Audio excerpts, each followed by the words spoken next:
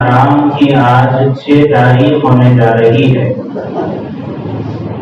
3 دن کے بعد یعنی منگل کے روز عاشورۃ المحرم یعنی محرم کی 10ویں تاریخ ہونے والی ہے، اور پورے دنیا میں پورے مسلمان عاشورے کے دن کو بڑے اہتمام کے ساتھ کچھ عبادتوں میں اور کچھ ہیں جو بدعتوں کے ساتھ رسوم اور رواجات اور خرافات قدیمہ کے ساتھ مناتے ہیں۔ بہرحال مناتے ہر ایک ہیں، کچھ شریعت کے مطابق مناتے ہیں، کچھ خواہش کے مطابق مناتے ہیں، دونوں کے منانے میں فرق ہے۔ چنانچہ اس کی نسبت جس کو ہم یہ سمجھتے ہیں کہ 10 محرم کی جو تاریخی حیثیت ہے یہ صرف سیدنا حسین بن علی رضی اللہ عنہ کی شہادت سے ہے، ایسا نہیں ہے، بلکہ اس دن کا تاریخی مقام اور اس دن کی تاریخی حیثیت پچھلے قوموں کے انبیاء علیہ السلام سے بھی وابستہ ہے۔ چنانچہ حضرت نوح علیہ السلام کی کشتی جودی پہاڑ کو جا کر جس دن ٹکرائی، فرمایا وہ 10 محرم ہی کا دن تھا۔ اسی طرح حضرت موسیٰ علیہ السلام کو فرعون اور اس کے لشکر سے جس دن نجات حاصل ہوئی وہ بھی عاشورہ محرم 10 محرم کا دن تھا، اور فرعون جس دن دریا میں غرقاب ہوا وہ بھی عاشورے کا ہی دن تھا۔ اس کے علاوہ اور بھی کئی انبیاء کے تاریخی واقعے محرم کی 10ویں تاریخ سے وابستہ ہے۔ آج ہمارے اس محفل میں اور ہمارے اس مجلس میں جوانان جنت کے سردار سیدنا حسین بن علی جو جگر گوش ہے، بدول نواز رسول، سیدنا حسین بن علی رضی اللہ عنہ کے جنگ کربلا کے تعلق سے چند معروضات آپ کی خدمت میں پیش ہوں گی کہ کربلا کا پس منظر اور کس حیثیت سے وہ وجود میں آیا، اس کا سبب، اس کی وجہ، آخر کیوں حضرت حسین رضی اللہ عنہ کو مدینہ سے مکہ، پھر مکہ سے آپ کو زبالہ اور اس کے آگے قادسیہ اور اس کے آگے کربلا تک آپ کو سفر کرنا پڑا۔ آخر ان سب سفر کی وجوہات کیا تھی؟ اللہ کے اس گھر کو چھوڑ کر آپ اوپر والوں کے خطوط کی وجہ سے کیوں آپ کربلا کی طرف کوچ کر گئے تھے؟ آخر اس کی کیا وجہ ہے؟ یہی چند باتیں ہم سب کے سامنے آئیں گی۔ دعا کرے کہ اللہ رب العزت مجھے صحیح کہنے کی اور ہم سب کو جو باتیں سامنے آئے اس پر عمل کرنے کی توفیق عطا فرمائے۔ اللہ کے نبی صلی اللہ علیہ وسلم کی بیٹیوں میں سے چوتھی بیٹی اور چہیتی بیٹی حضرت فاطمہ الزہرا رضی اللہ عنہا کے فرزند ہیں، دوسرے نمبر کے حضرت حسین رضی اللہ عنہ۔ اللہ کے نبی صلی اللہ علیہ وسلم کے سامنے 7-8 سال حیات رہے، یعنی ہجرت کے بعد حضرت حسین رضی اللہ عنہ کی ولادت ہوئی۔ چنانچہ آپ صلی اللہ علیہ وسلم کو حضرت حسین رضی اللہ عنہ کی ولادت کا علم ہوا، حضرت فاطمہ کی یہاں ڈیلیوری کا علم ہوا، تو نبی کریم صلی اللہ علیہ وسلم حضرت فاطمہ رضی اللہ عنہ کے مکان پر گئے اور حضرت علی سے پوچھا کہ اس فرزند کا کیا نام رکھا ہے؟ حضرت علی رضی اللہ عنہ نے فرمایا کہ میں نے اس کا نام حرب یعنی ایک جنگجو، ایک فائٹر اور بہادر نام رکھا ہے، یہ نام میں نے اس کا رکھا ہے۔ اللہ کے نبی صلی اللہ علیہ وسلم نے فرمایا کہ تم نے اس سے پہلے حسن کا نام بھی حرب ہی رکھا تھا، میں نے ہی ان کا نام حسن رکھا ہے اور میں اس بیٹے کا نام حسین رکھتا ہوں۔ چنانچہ اس کے بعد حضرت فاطمہ کے تیسرے بیٹے حضرت محسن، ان کا نام بھی حضرت علی نے حرب ہی رکھا۔ میرے آقا صلی اللہ علیہ وسلم نے فرمایا کہ میرے ان 3 نوازوں کے نام اللہ رب العزت نے انہی تینوں کے لیے اٹھا کر رکھے تھے، جس طرح حضرت ہارون اور حضرت موسیٰ کا آپسی تعلق ہے، اسی طرح اے علی میرا اور تمہارا تعلق ہے موسیٰ کے بھائی ہارون اور ان کے بیٹوں کے نام اللہ نے اپنے جانب سے متعین کیے ہیں۔ اسی طرح تمہارے تینوں بیٹے حضرت حسن، حضرت حسین اور حضرت محسن رضی اللہ عنہ مجمعین، ان تینوں کے نام بھی اللہ نے اپنے یہاں رکھے۔ حضرت حسین رضی اللہ عنہ کی ولادت ہوئی اور ان کی ساری تربیت ایسے شخص کی گود میں ہوئی ہے جو دونوں عالم کے سردار محمد رسول اللہ صلی اللہ علیہ وسلم ہے۔ حضرت حسین رضی اللہ عنہ نے ایسی ماں کے تھنوں سے دودھ پیا ہے جو اللہ کے نبی صلی اللہ علیہ وسلم کی بیٹی ہیں، اور ایسے باپ کی اولاد ہیں جو فاتح خیبر یعنی حضرت علی رضی اللہ عنہ داماد رسول ہیں، نواز حضرت علی رضی اللہ عنہ اور نواز رسول ہیں سیدنا امام حسین بن علی رضی اللہ عنہ جو بیٹے ہیں جگر گوش ہے بطول سیدنا فاطمہ الزہرا رضی اللہ عنہا کی۔ تاریخ کو آگے بڑھائیے۔ اللہ کے نبی صلی اللہ علیہ وسلم کے دنیا سے پردہ فرمانے کے بعد 2.5 سال تک سیدنا ابوبکر صدیق رضی اللہ عنہ نے امارت اور خلافت کو سنبھالا، اور اس کے بعد تقریباً 10 سال تک حضرت عمر بن خطاب رضی اللہ عنہ نے خلافت کے نظام کو سنبھالا، اور اس کے بعد 12 سال تک سیدنا عثمان بن عفان رضی اللہ عنہ نے خلافت کے نظام کو سنبھالا، اور کل 6 سال علی بن خطاب رضی اللہ عنہ نے حضرت علی بن مرتضی رضی اللہ عنہ نے نظام خلافت کو سنبھالا۔ یہ زمانہ ہے اس وقت کا کہ جب اللہ کے نبی صلی اللہ علیہ وسلم کو ہجرت کیے ہوئے مکمل 60 سال ہو گئے، یعنی اللہ کے نبی صلی اللہ علیہ وسلم کے دنیا سے تشریف لے جانے کے کل 50 سال کے بعد، اور آپ کے مدینہ کی طرف ہجرت کرنے سے کل 60 سال کے بعد امارت کا نظام، امت کی امامت، امت کے خلافت، امت کے افتاء و قضاء کا نظام حضرت امیر معاویہ رضی اللہ عنہ نبھا رہے ہیں، اور امیر معاویہ رضی اللہ عنہ کی اس وقت امارت اور حکومت۔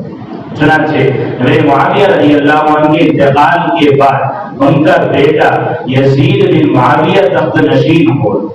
چنانچہ جب یہ تخت نشین ہوا تو اسی یزید کی بیعت کے لیے یعنی اس کے وکیل کے لیے یزید نے اپنے کارندے مدینہ اور مکہ کی طرف روانہ کیے کہ جاؤ وہاں جا کر ابھی تک جو لوگ میرے ہاتھ پر بیعت نہیں کیے ہیں ان سے میرے نام پر بیعت کرو، یعنی میری امامت کو، میری خلافت کو، میری امارت کو، میری بادشاہت کو اور مجھے خلیفہ وقت تسلیم کرنے کے لیے بیعت دے گی۔ چنانچہ اشدد کو اس نے وہاں سے روانہ کیا اور یہ مدینہ میں پہنچا، یہاں سرکردہ افراد میں کہ جنہوں نے اب تک یزید کے ہاتھ پر بیعت نہیں کی ایسے اجل صحابہ، ایسے بزرگ صحابہ موجود ہیں جن میں حضرت عبداللہ بن زبیر رضی اللہ عنہ، عبداللہ بن عمر رضی اللہ عنہ، حضرت عبداللہ بن عباس رضی اللہ عنہ، اور اسی طرح سیدنا امام حسین بن علی رضی اللہ عنہ۔ مدینہ کے گورنر نے ان سے کہا کہ تم یہاں شام کے وقت میں آ جاؤ۔ چنانچہ گورنر کی دعوت پر سیدنا امام حسین بن علی رضی اللہ عنہ اس کے پاس گئے، اور جانے کے بعد اس نے کہا کہ آخر اس وقت میں مجھے بلایا کیوں ہے؟ میں تو ایسا آدمی ہوں۔ اس وقت حضرت حسین رضی اللہ عنہ کی عمر کل 58 برس 58 سال کے ہیں حضرت حسین رضی اللہ عنہ، اور کہا کہ میں تو ایسا آدمی ہوں، اللہ کے رسول کا نواسا ہوں، اور لوگ میرے پاس آ کر دین اور علم کی تعلیم حاصل کرتے ہیں، قرآن آ کر سیکھتے ہیں، میرے پاس بہت سارے لوگ آ کر دین اور شریعت کی تعلیم حاصل کرتے ہیں۔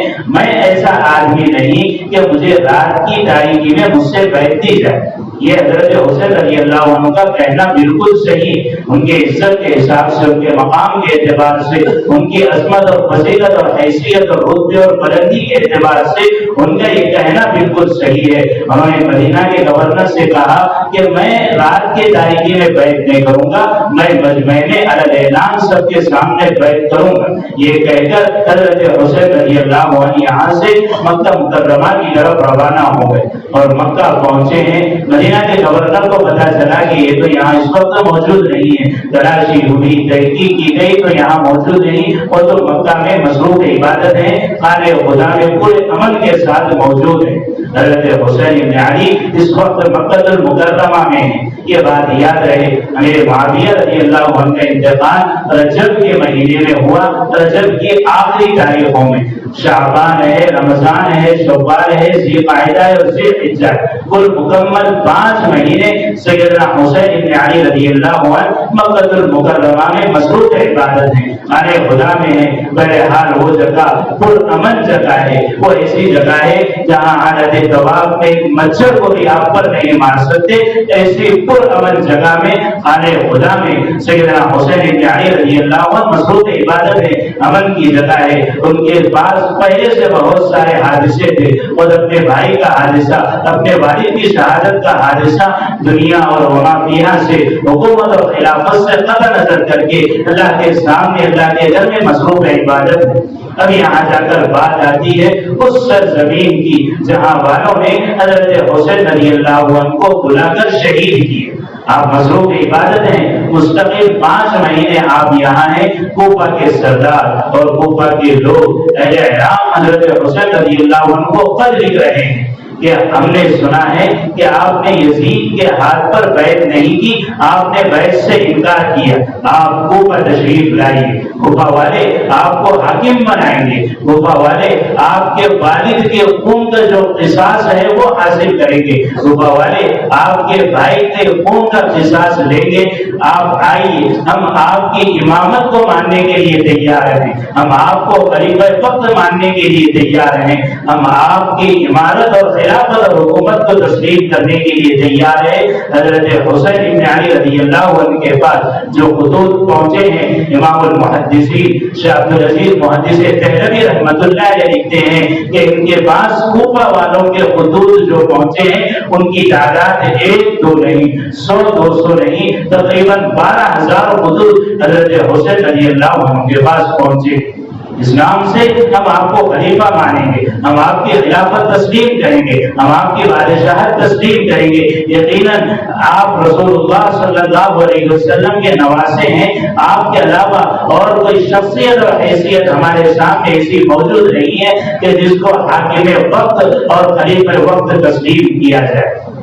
चुनांचे हजरत सैयदना इमाम हुसैन रज़ियल्लाहु अन्हु ने जब ये हुदूद पैदल भी इतने ज्यादा आ रहे हैं, आपने सहाबा की एक जमात जिसमें अब्दुल्लाह इब्न अब्बास, अब्दुल्लाह इब्न जुबैर, अब्दुल्लाह इब्न उमर है, कई सारे सहाबा उस वक्त मक्का में मौजूद हैं। और चंद दिनों के बाद अब्दुल्लाह इब्न जुबैर रज़ियल्लाहु अन्हु हाकिम मक्का और अमीर मक्का होने वाले हैं। हजरत हुसैन रज़ियल्लाहु अन्हु ने अपने सहाबा की जमात से कहा कि देखो ये सारे हुदूद हैं जो कूफा वालों ने मेरे नाम लिखकर भेजे हैं और उनका ये इरादा है कि मुझे हाकिम बनाए, मुझे खलीफा बनाए। हम भी यजीद की हुकूमत को मानने के लिए तैयार नहीं। से सहाबा की एक जमात ने हजरत इमाम हुसैन रज़ियल्लाहु अन्हु से अर्ज किया कि आपका खून हमें अजीज है, आपका खून हमारे लिए अजीज है, आप हमारे लिए बहुत ज्यादा अजीज हैं, आप अहले बैत हैं, आप औलादे रसूल में से हैं, आपका सरे दस्त वहां फौरन जाना जबकि ज़मीन सतह के कोई हालात का इल्म मौजूद नहीं है, ये आपके लिए बेहतर नहीं। जब हजरत हुसैन रज़ियल्लाहु अन्हु वो खुतूत सहाबा की जमात के बाद पहुंचाए तो कई सहाबा ने, जिसमें मिस्वर इब्न मखरमा है, अब्दुल्लाह इब्न अब्बास है, वगैरह वगैरह, इन सहाबा ने कहा कि हुसैन आपका वहां जाना मुनासिब ही नहीं, कूफा वाले गद्दार हैं, कूफा वाले बेवफा हैं, उन्होंने आपके वालिद को इसी तरह बुलाया और उनके साथ दगा और धोखे का काम किया, हत्ता कि आपके वालिद के खून के प्यासे होकर आपके वालिद को शहीद कर दिया। आपके भाई हजरत हसन रज़ियल्लाहु अन्हु के रान पर नेजा मारकर उनको भी आखिर दम तक शहीद कर ही दिया। अब आप वहां जा रहे हो, कूफा वालों की गद्दारियां और बेवफाइयां हमारे आंखों के सामने है, आप न जाइए बल्कि आप पहले अपना कासिद वहां भेजिए। कासिद आप वहां भेजकर एक नुमाइंदा आप वहां भेजिए, आपका एक एम्बेसडर वहां जाए, एक नुमाइंदगी आपकी वहां हो, वो वहां के हालात खुतूत की शक्ल में आप तक पहुंचाए, फिर उसके बाद आपका वहां जाना अगर मुनासिब हो तो आप बहरहाल तशरीफ ले जाइए। चुनांचे बाहमी मशवरे के साथ हजरत मुस्लिम इब्न अकील रज़ियल्लाहु अन्हु जो हजरत अली रज़ियल्लाहु अन्हु के भाई हजरत अकील रज़ियल्लाहु अन्हु के बेटे हैं, हजरत मुस्लिम इब्न अकील रज़ियल्लाहु अन्हु जो हजरत इमाम हुसैन रज़ियल्लाहु अन्हु के चचाजाद भाई چنانچہ مشورے سے طے ہو گیا کہ مسلم ابن عقیل رضی اللہ عنہ کوفہ جائیں اور کوفہ جا کر وہاں کے حالات کو امام حسین رضی اللہ عنہ کی خدمت میں لکھیں۔ چنانچہ مشورے سے مسلم ابن عقیل رضی اللہ عنہ جس وقت کوفہ میں پہنچے تھے، کوفہ کے گورنر اور کوفہ کے امیر اس وقت نعمان ابن بشیر رضی اللہ عنہ صحابی رسول ہیں، نعمان ابن بشیر رضی اللہ عنہ۔ چنانچہ جب حضرت مسلم ابن عقیل رضی اللہ عنہ کوفہ پہنچتے ہیں تو پورے طور پر ان کا استقبال کیا جاتا ہے، پورے طور پر ان کے خوشامدید ہوتی ہے، اور کوفہ والے برابر کرانے کے لیے حقیقت حال کو واضح کرنے کے لیے کہتے ہیں کہ ہم تمہارے ساتھ ہیں، آپ حضرت حسین رضی اللہ عنہ کو حالات کو لکھ کر بھیج دیجیے کہ یہاں کے حالات سازگار ہیں۔ چنانچہ مورخین نے لکھا کہ مسلم ابن عقیل جس وقت کوفہ پہنچے ہیں 12 سے 18,000 آدمی ایک ہی دن میں حضرت مسلم ابن عقیل کے ہاتھ پر بیٹھ کر دیے کہ ہم حضرت حسین کو امیر ماننے کے لیے، ہم کو خلیفہ ماننے کے لیے تیار ہیں۔ چنانچہ جب مسلم ابن عقیل رضی اللہ عنہ نے پورے طور پر حالات کو سازگار دیکھا اور مناسب سمجھا تو خط لکھ کر حضرت حسین رضی اللہ عنہ کو بھیج دیا کہ یہاں پہلے ہی دن میں 18,000 لوگ میرے ہاتھ پر بیٹھ کیے۔ یہ خط آنے کے بعد حضرت حسین رضی اللہ عنہ نے صحابہ کو یہ خطوط بتائے، عبداللہ بن زبیر کو، عبداللہ بن عمر کو اور اسی طرح عبداللہ بن عباس رضی اللہ عنہ کو کہ کہا اب میرا ارادہ یہ ہے کہ میں کوفہ جانے کو مناسب اور بہتر سمجھتا ہوں، لیکن صحابہ کی ایک جماعت اب بھی پورے طور پر اس طور پر محنت کرنے پر یہاں مصروف تھی کہ حضرت حسین کوفہ نہ جائے۔ عبداللہ بن عباس رضی اللہ عنہ فرماتے ہیں کہ میں حضرت حسین رضی اللہ عنہ کو کوفہ جاننے کے لیے اتنا منع کیا ہوں، اگر مجھ سے یہ ہوتا کہ میری اونٹنیاں ہوتی اور میری گردن ہوتی اور امام حسین کا قافلہ میرے سامنے ہوتا، میں اس جنگ تک محنت اور کوشش یہاں تک کرتا کہ حضرت حسین کوفہ نہ جائے۔ چنانچہ بات یہاں تک پہنچی کہ صحابہ کی اولادیں حضرت حسین رضی اللہ عنہ سے باہم آمنے سامنے ہو گئے اور یہ کہا کہ ہم اپنی جانوں کو قربان کریں گے، ہم شہادت کو جام پی لیں گے،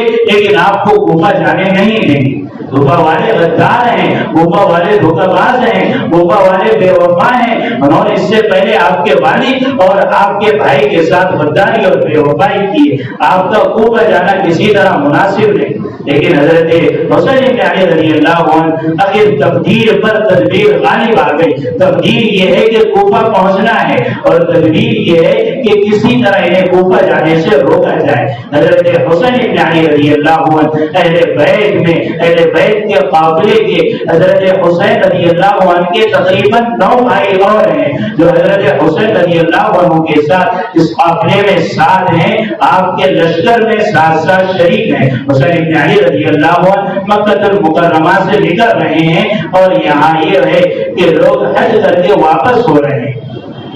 3 محرم الحرام کے قریب حضرت حسین رضی اللہ عنہ نکلے ہیں مکہ سے کربلا کی طرف روانہ ہونے کے لیے، اور آپ کے ساتھ حضرت عمر بن علی اوسط ہیں، عبید بن علی ہیں، اور اسی طرح ابوبکر ابن علی ہیں، عثمان ابن علی ہیں، علی اصغر ہیں، محمد الاوسط ہیں، یہ تمام کے تمام بھائی ہیں حضرت حسین ابن علی رضی اللہ عنہ کے، یہ سارے کے سارے ساتھ میں ہیں اور لشکر جا رہا ہے کوفہ کی طرف، لشکر جا رہا ہے کوفہ کی طرف کہ جائیں اور وہاں جا کر حالات کا جائزہ لیں۔ اب تو پورے طور پر حالات سازگار ہو چکے ہیں، حضرت حسین بن علی رضی اللہ عنہ مکہ سے نکلے ہیں۔ زبالہ یا زیالہ علماء فرماتے ہیں کہ دونوں نام اس مقام پہ ہیں، یہاں حضرت حسین بن علی رضی اللہ عنہ ابھی پہنچے ہیں اور پہنچ کر اس بات کی اطلاع ہے کہ مسلم ابن عقیل رضی اللہ عنہ کو شہید کر دیا ہے۔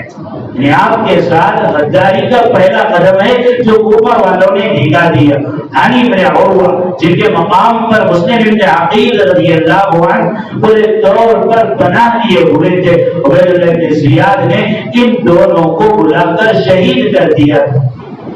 حضرت حسین بن علی رضی اللہ عنہ کو جب یہ خط پہنچا، جب یہ اطلاع پہنچی، تو حضرت حسین بن علی رضی اللہ عنہ نے اپنے ساتھیوں کے ساتھ باہمی مشورہ کیا، کہا کہ حالات اب پہلے کی طرح نہیں ہے، ہمارے نمائندے کو، ہمارے قاصد کو، ہمارے پیغامبر کو شہید کر دیا گیا ہے، جس میں اہل عقیق بھی ہیں، اہل بیت بھی ہیں، اب آپ یہ بتائیے کیا کوفہ جانا ہمارے لیے مناسب ہے یا ہم یہیں سے واپس ہو جائیں؟ اہل عقیق یعنی مسلم ابن عقیل کے بھائی کھڑے ہو گئے اور انہوں نے کہا کہ مسلم ابن عقیل آپ کے بھائی ہیں، ہمارے بھی بھائی ہیں، ہم پہلے اگر قتل کے ارادے سے نہیں نکلے تھے لیکن اب ہم قصاص کے ارادے سے نکلے ہیں، مسلم کا خون ہوا ہے، ہمیں یہ برداشت نہیں کہ ہمارا بھائی اس زمین پر شہید ہو اور ہم اس زمین والوں سے قصاص نہ لیں۔ چنانچہ حضرت حسین رضی اللہ عنہ نے پھر آگے چلنا طے کر دیا۔ راستے میں عربی کے مشہور شاعر برزدق سے ملاقات ہوئی۔ برزدق کوفہ سے واپس مکہ کی طرف آ رہے تھے۔ برزدق سے حضرت حسین بن علی رضی اللہ عنہ نے کوفہ اور عراق والوں کے حالات کو معلوم کرنا چاہا کہ آخر وہاں کے حالات کیا ہیں، لوگوں کے دلی رجحان کس طرف ہیں، یعنی لوگوں کے قلوب کس طرف ہیں، کیا وہ یزید کی عمارت کو قبول کرنا چاہتے ہیں یا حسین بن علی کی عمارت کو قبول کرنا چاہتے ہیں۔ برزدق جو اس وقت بہت بڑا شاعر اور بہت بڑا حساس آدمی، اس نے یہ کہا کہ کوفہ والوں کی زبانیں تمہارے ساتھ ہیں اور ان کی تلواریں یزید کے ساتھ، زبانیں تمہارے ساتھ ہیں، غداری میں وہ زبانوں سے غداری کریں گی، ان کی زبانیں تو تمہارے ساتھ ہیں لیکن ان کی تلواریں زیاد اور یزید کے ساتھ ہیں۔ چنانچہ اتنے معاملوں کے باوجود بھی حضرت حسین بن علی رضی اللہ عنہ کا لشکر اور آگے بڑھا۔ آگے بڑھنے سے پہلے یہاں ابن زیاد اس بات کو سمجھیے کہ کوفہ کے پہلے گورنر حضرت نعمان بن بشیر رضی اللہ عنہ تھے۔ نعمان بن بشیر رضی اللہ عنہ کے پاس سے بھی اطلاع ملی کہ مسلم ابن عقیل آئے ہوئے ہیں اور وہ حضرت حسین کے نام پر بیعت دے رہے ہیں، صحابی رسول ہے، انہوں نے خاموشی کا اظہار کیا۔ اس پر عبید اللہ ابن زیاد نے یہ کہا، جس میں عبداللہ ابن مسلم حضرمی، عبید اللہ ابن زیاد وغیرہ ان لوگوں نے یہ کہا کہ یزید کی حکومت کی خلافت ہو جائے اور اس کی مخالفت کی جائے، ہم کو یہ برداشت ہو، ایسا نہیں ہو سکتا۔ چنانچہ یزید نے عبید اللہ ابن زیاد کو رئے سے ہٹا کر کوفہ کا حاکم اور گورنر بنا کر بھیجا۔ عبید اللہ ابن زیاد جیسے ہی یہاں پہنچا، نعمان بن بشیر اپنے ساتھ جلیسوں کے ساتھ، اپنے گورنروں کے ساتھ اور اپنے صاحبوں کے ساتھ رات کے وقت میں مصروف تھے۔ وہ یہ سمجھے کہ یہاں تو ابھی حسین بن علی کا چرچا ہے، شاید کہ حسین بن علی آ گئے ہو۔ نعمان بن بشیر رضی اللہ عنہ یہ سمجھے، لیکن جب دیکھا کہ حضرت حسین بن علی نہیں بلکہ عبید اللہ بن زیاد ہے تو انہوں نے کہا کہ ظالم یہاں سے چلا جا، ہم کوفہ میں کس تو قوم کی نہیں ہونے دینا چاہتے، ہم یہاں خون کی ندیاں نہیں بہانا چاہتے۔ عبید اللہ بن زیاد نے کہا کہ دروازہ کھول دے، یزید نے مجھے حاکم اور گورنر بنا کر بھیجا ہے اور یہ کہا ہے کہ مسلم ابن عقیل کا جلد از جلد قتل ہو جائے ورنہ یہاں تیرا بھی معاملہ گڑبڑایا ہوا ہے۔ چنانچہ نعمان بن بشیر رضی اللہ عنہ خاموش ہو گئے اور اپنی امارت اور خلافت کو چھوڑ دیا۔ ہانی بن عروہ کے مکان میں مسلم بن عروہ پناہ گزین تھے، امان میں تھے اور تحفظ میں تھے۔ چنانچہ عبید اللہ بن زیاد نے اپنی چاپلوسی سے اور اپنے جاسوسی سے ایک آدمی کو جو اس کے باپ کا غلام تھا اس کے پاس 30,000 اشرفیاں بھیجی اور یہ کہا کہ میں مکہ سے آیا ہوا ہوں، مسلم ابن عقیل سے ملنا چاہتا ہوں، یا پھر مسلم ابن عقیل سے ملاقات کرنا چاہتا ہوں۔ وجہ یہ تھی کہ مسلم ابن عقیل کو بلا کر گرفتار کرنا اور قتل کرنا تھا ان کا ارادہ۔ چنانچہ ہانی بن عروہ نے جب یہ سنا کہ یہ آدمی مکہ سے آیا ہوا ہے، یہ عجمی ہے، کوئی عربی نہیں ہے، تو حضرت ہانی بن عروہ رضی اللہ عنہ نے مسلم ابن عقیل سے ملاقات کی اجازت دے دی۔ جب اشرفیوں کی دہلی مسلم ابن عقیل کے پاس پہنچی تو وہ جاسوس جس کو عبید اللہ بن زیاد نے جاسوسی کے لیے بھیجا تھا، اس نے پورے طور پر جانچ لیا کہ یہ کوفیوں میں سے نہیں ہے بلکہ مسلم ابن عقیل ہے۔ चुनांचे उबैदुल्लाह इब्न ज़ियाद के बारगाह में आने पर अव्वा को बुलाया गया। आने पर अव्वा ने कहा कि यहाँ कोई मुस्लिम इब्न अकील नहीं है। उन्होंने अपनी बात को तो मरोड़ इस तरह से पेश कर दिया कि किस तरह ये अमान में रहे और ये महफूज रहे। लेकिन उबैदुल्लाह इब्न ज़ियाद ने पहले हानी इब्न अव्वा को गिरफ्तार किया, उसके बाद मुस्लिम इब्न अकील को गिरफ्तार करके दोनों को एक कमरे में बंद कर दिया। और जितने लोग मुस्लिम इब्न अकील के हाथ पर बैठ किए हुए थे उनमें से 4000 लोग उबैदुल्लाह इब्न ज़ियाद के उस मकान के आसपास खड़े हो गए ताकि मुस्लिम इब्न अकील को कत्ल न किया जाए। उबैदुल्लाह इब्न ज़ियाद उस जालिम ने कहा कि मुस्लिम इब्न अकील और हानी इब्न अव्वा को छत पर ले जाकर ऐलान सबके सामने कत्ल कर दो, ताकि जितने लोगों ने हुसैन इब्न अली के हाथ पर बैत किए हैं वो सारे के सारे अपनी बैत को फस्ख कर दे और बैत को खत्म कर दे। ऐसे सारे लोग, जब लोगों ने ये माजरा देखा कि कूफा की हालत तो ये है, उबैदुल्लाह इब्न ज़ियाद यजीद के जानिब से आया हुआ है और यहाँ हमारी जानों को खतरा है, तो मुस्लिम इब्न अकील के हाथ पर जिन्होंने बैत की थी उन तमाम ने अपनी बैत को फस्ख कर दी। कूफा की हालत यह है कि मुस्लिम इब्न अकील यहाँ पर कत्ल हो चुके हैं, यहाँ मारे जा चुके हैं और इधर से हजरत हुसैन इब्न अली रज़ियल्लाहु अन्हु निकल चुके हैं कूफा की जानिब। जब इत्तला मिली और नहीं माना, हजरत हुसैन इब्न अली रज़ियल्लाहु अन्हु एक मकाम पर आकर ख़ैमसन हुए जिस मकाम का नाम करबला है। चुनांचे यहाँ मुलाकात हुई सबसे पहले इब्न यजीद तमीमी से। इब्न यजीद उबैदुल्लाह इब्न ज़ियाद के जानिब से भेजा हुआ था और उसने ये कहा था कि हुसैन इब्न अली मक्का से निकल चुके हैं, तुम पहले हुसैन को गिरफ्तार करके मेरे बारगाह में लेकर आओ। इब्न यजीद ने रास्ते चारों तरफ से बंद कर दिए और घेराव करके हुसैन इब्न अली और उनके काफिले को पूरे तौर पर घेर दिए। अमर इब्न साद और शिमर ज़िलजौशन जो उबैदुल्लाह इब्न ज़ियाद के पास हैं, यहाँ इब्न यजीद की जब हज़रत हुसैन रज़ियल्लाहु अन्हु से मुलाकात हुई, हज़रत हुसैन रज़ियल्लाहु अन्हु ने 3 बातें की। 3 बातों में से कहा कि मुझे तीनों में से किसी एक का इख्तियार दे दो, बात खत्म है, मैं मक्का चला जाऊंगा, तुम कूफा वापस चले जाओ। सबसे पहले तो ये कहा कि मुझे जहां से आया हूं वहां जाने दो, मैं अल्लाह की इबादत में मसरूफ था, तुम ही लोगों ने मुझे खुतूत लिखकर यहाँ बुलाए। दूसरी बात ये कहा कि मुझे किसी इस्लामी सरहद पर ले जाकर छोड़ दो कि जब करता करता मैं वही शहीद हो जाऊंगा। और तीसरी बात ये रही कि मुझे बराह रास्त यजीद से बात करने दो। यजीद ने कहा कि मामला ये है कि उबैदुल्लाह इब्न ज़ियाद ये कहता है कि मेरे हाथ पर बवास्ता बैत करो। हुसैन इब्न अली रज़ियल्लाहु अन्हु ने कहा कि उस जालिम के हाथ पर मैंने मदीनतुर रसूल और बैतुल्लाह में बैत नहीं की, वहां मैंने उसके सामने अपने गर्दन को नहीं झुकाया, तो मैं यहाँ कैसे इस शर्त को मंजूर करता हूँ। यजीद ने यह खत लिखकर उबैदुल्लाह इब्न ज़ियाद के पास पहुंचाया और कहा कि हुसैन इब्न अली ने ये 3 शराइत लिखे। चुनांचे यहाँ का गवर्नर उबैदुल्लाह इब्न ज़ियाद जब ये खत पहुंचा कि 3 बातें हैं और तीनों बातें तसल्ली की हैं, बेहतर है कि वो यजीद के पास जाकर अपने मामले को हल कर दें या मक्का की तरफ जाएं या इस्लामी सरहद पर क़िताल करते करते शहीद हो जाएं। दोस्तों बुजुर्गों, यहाँ रुकर इस बात को समझना चाहिए कि बादशाह इतना ज्यादा बड़ा हुआ जालिम नहीं होता जितना उसके वजीर जालिम होते हैं। फिरौन के गवर्नर ने उसे यही हुक्म दिया था कि मूसा के लिए रास्ते बने हैं तो भी कूद जा।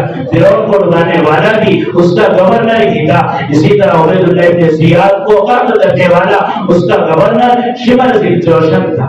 जब उसने ये खत पढ़ा और सुना कि हुसैन इब्न अली तो ये कहते हैं कि यजीद के पास चला जाए, तो शिमर ज़िलजौशन ने कहा कि उबैदुल्लाह ये वक्त इतना कीमती है, अगर हुसैन यहाँ हाथ से छूट जाए, ये भी हमसे क़िताल करने के लिए आ जाएगा, फिर मामला मुश्किल में पड़ जाएगा।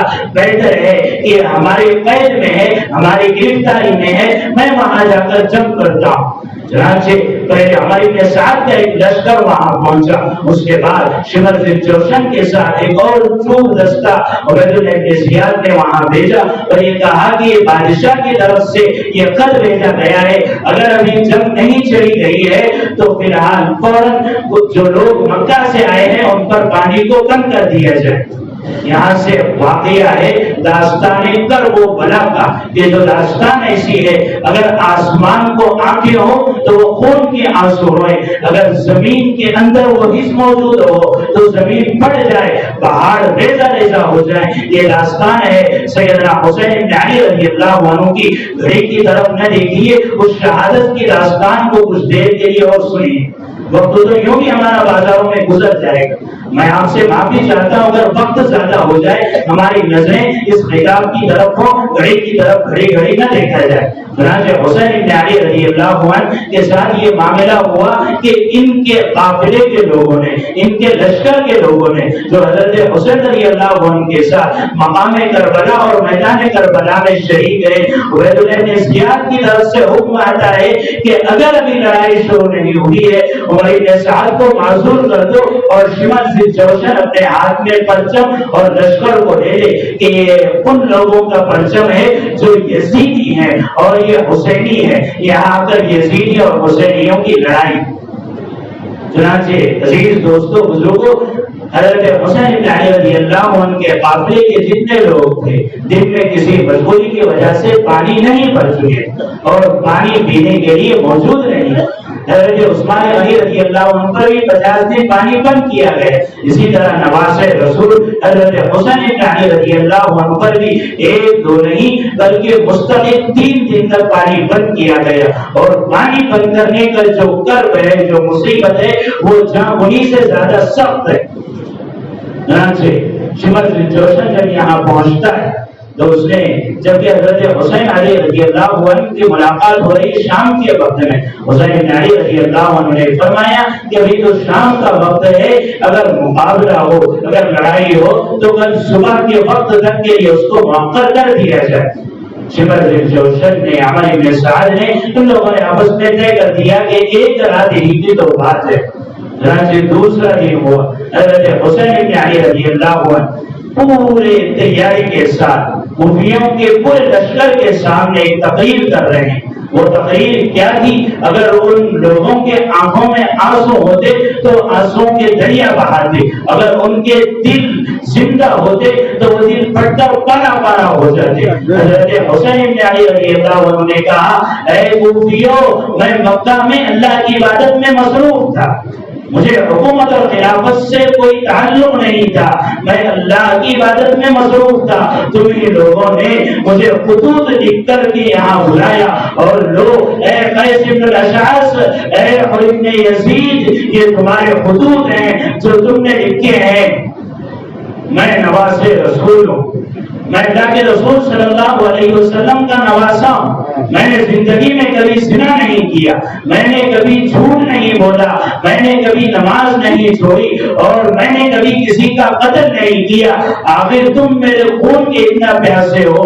اگر عیسیٰ علیہ السلام کا گدھا بھی زندہ ہوتا تو عیسائی قیامت تک کے لیے اس کی حفاظت کرتے. تم کیسے امتی ہو کہ نواز رسول کے خون کے پیاسے ہو؟ نہ خدا کا خوف ہے نہ رسول کی شرم ہے تمہیں کہ تم اس نبی کے نواسے کے پیاسے ہو جس کے لیے اس دونوں جہاں کو سوارا اور سجایا گیا. یہ تقریر تھی حسین بن علی رضی اللہ عنہ.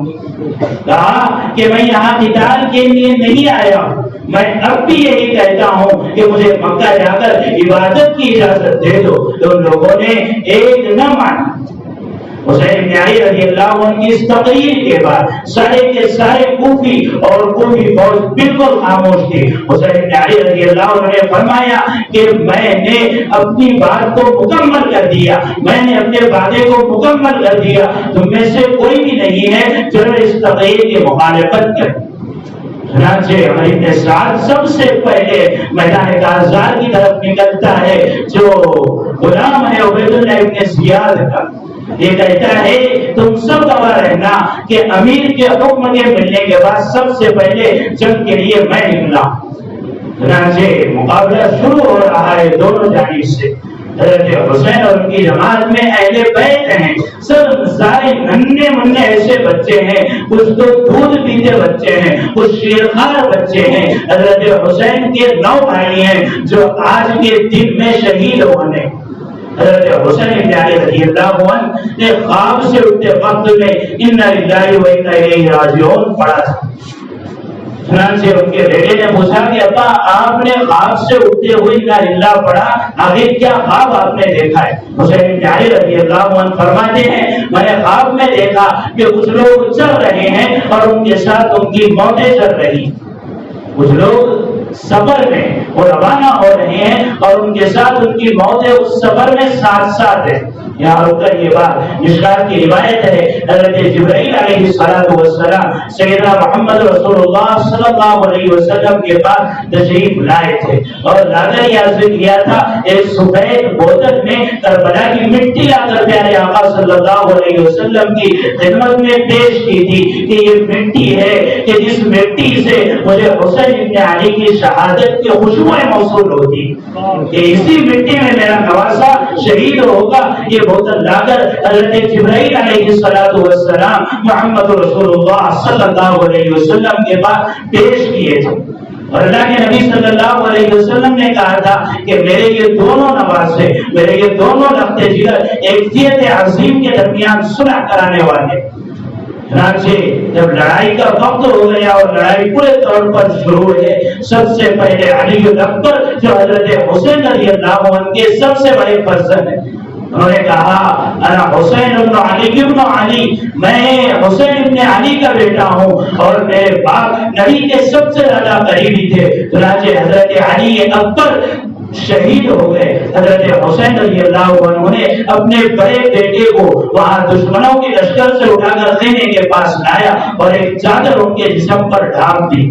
کچھ دیر کے بعد خیمے سے آواز آتی ہے کہ علی اصغر جو اس وقت ایک دودھ پیتا بچہ ہے اور پیاس کی وجہ سے وہ چلچلا رہا ہے، پیاس کی وجہ سے وہ کرا رہا ہے۔ حضرت علی حسین بن علی رضی اللہ عنہ نے اپنے اس لخت جگر کو، اپنے اس لڑکے کو کہا اور ساتھ لے کر کے دشمن کے لشکر کے سامنے پیش ہوئے اور کہا میرا جو بیٹا چل کر آ سکتا تھا وہ تمہارے سامنے چل کر آیا ہے، اور جو چل نہیں سکتا اے ظالموں یہ میرا بیٹا ہے، تو اس سے اپنی حسرت کو پوری کرو۔ چنانچہ دشمن کے رات سے ایک تیر اٹھا جو حضرت علی اصغر رضی اللہ عنہ کے سینے میں جا کر لگا، جس سے حضرت علی اصغر بھی شہید ہو گئے۔ دودھ پیتے ہیں، عمر ہی کچھ نہیں ہے۔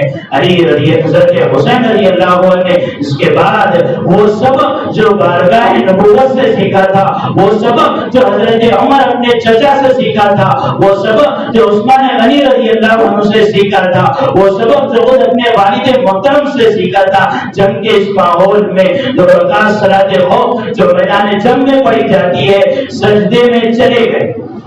ماحول یہ ہے کہ یہاں پینے کے لیے پانی نہیں ہے، یہ کے بعد دیگر حضرت حسین کے قافلے کے سارے لوگ مارے جا رہے ہیں اور اخیر میں سے حضرت حسین بن علی رضی اللہ عنہ بچے ہوئے۔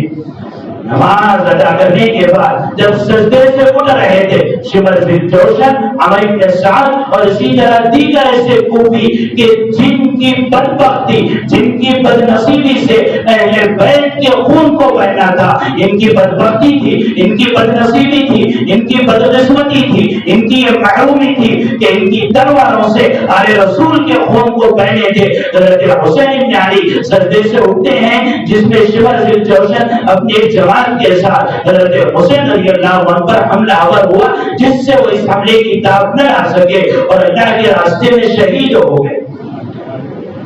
شمر بن جوشن یہ کہتا ہے کہ یہ کیسا بہادر نوجوان ہے۔ حضرت حسین بن علی رضی اللہ عنہ کربلا میں جو جام شہادت پیے ہیں، آپ کی اس داستان کو لکھنے والے، رقم کرنے والے صرف آپ کے بیٹے محمد باقر امام زین العابدین رحمت اللہ علیہ۔ دوستو بزرگوں، شہادت ہوئی حضرت حسین رضی اللہ عنہ کی۔ اب اس شہادت کے بعد ہمارے لیے کیا سبب ہے؟ قرآن کی وہ آیت جو میں نے خطبے میں آپ کے سامنے پیش کی ہے، اللہ فرمانے وَلَا تَحْسَبَنَّ الَّذِينَ قُتِلُوا فِي سَبِيلِ اللَّهِ أَمْوَاتًا۔ شہادت اللہ کی طرف سے رحمت ہے، شہادت یہ غم نہیں ہے، شہادت مصیبت نہیں ہے، شہادت آفت نہیں ہے، ہے بلکہ شہادت اللہ کی طرف سے ایک نعمت ہے، شہادت اللہ کی طرف سے ایک رحمت ہے، شہادت اللہ کی طرف سے ایک تحفہ ہے۔ اسی لیے تو اللہ نے فرمایا فَالْأَحْيَاءُ عِندَ رَبِّهِمْ يُرْزَقُونَ کہ شہید زندہ ہوتے ہیں، شہید کو اللہ کی طرف سے رزق ملتا ہے۔